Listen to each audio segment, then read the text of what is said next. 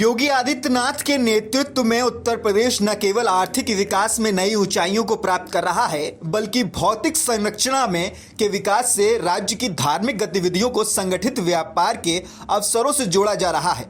हाल ही में निर्मित काशी विश्वनाथ कॉरिडोर, निर्माणाधीन अयोध्या राम मंदिर या दिवाली का सामूहिक उत्सव सनातन धर्म की हर विरासत को यूपी में फिर से जीवंत किया जा रहा है। भारतवर्ष की हर पहचान को पुनर्जीवित किया जा रहा है और मरती हुई संस्कृति को पुनः प्राप्त करने के लिए एक आधुनिक पटल को विकसित किया जा रहा है। हाल ही में योगी सरकार ने अयोध्या नगर निगम को मंदिर, मठों और अन्य धार्मिक स्थलों से टैक्स नहीं वसूलने के आदेश दिए थे। हिंदू मंदिरों पर से आधुनिक जजिया हटाने की दिशा में यह पहला कदम था। इसी कड़ी को आगे बढ़ाते हुए योगी आदित्यनाथ सरकार अपने दूसरे कार्यकाल में सांस्कृतिक राष्ट्रवाद को और धार देने की कोशिश में जुट गई है। इसके लिए वो कई बड़े कदम उठाने जा रही है। इसमें सबसे बड़ा फैसला पुरोहित कल्याण बोर्ड के गठन का है। इस बोर्ड के बनाने के बाद साधु संत पुजारियों और पुरोहितों को हर महीने बाकायदा सैलरी मिलने लगेगी। इस तरह से यूपी देश का पहला राज्य हो जाएगा जहां इस तरह की व्यवस्था लागू होगी। सीएम योगी अपने उसी वादे को जल्द से जल्द पूरा करना चाहते हैं, इसलिए इसे 100 दिन के एजेंडे में शामिल किया गया है। दरअसल भाजपा ने अपने चुनावी संकल्प पत्र में बुजुर्ग साधु संत पुजारियों और पुरोहितों के कल्याण के लिए बोर्ड बनाने का वादा किया था।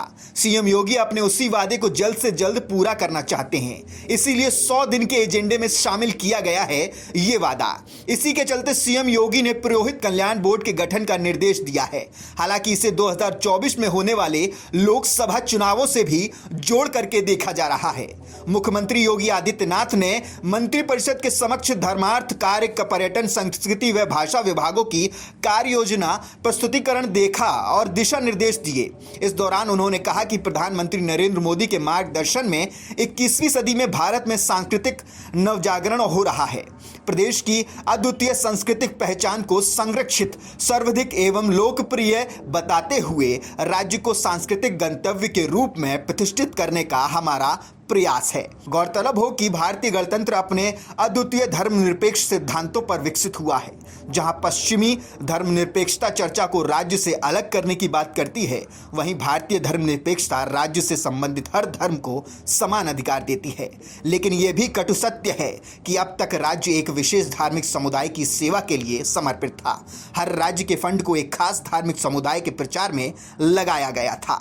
यहां तक कि हिंदू मंदिरों के धर्मनिरपेक्ष विषयों की आड़ में इससे वंचित कर दिया गया था। लेकिन अब योगी आदित्यनाथ की कार्रवाई धर्मनिरपेक्ष शासन मॉडल की आदर्श मिसाल कायम कर रही है।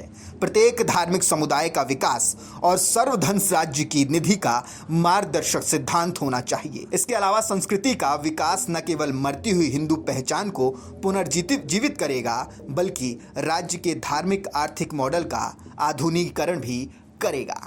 प्रदेश की ऐसे ही राजनीति से जुड़ी हुई खबरों के लिए देखते रहिए द लोकसभा।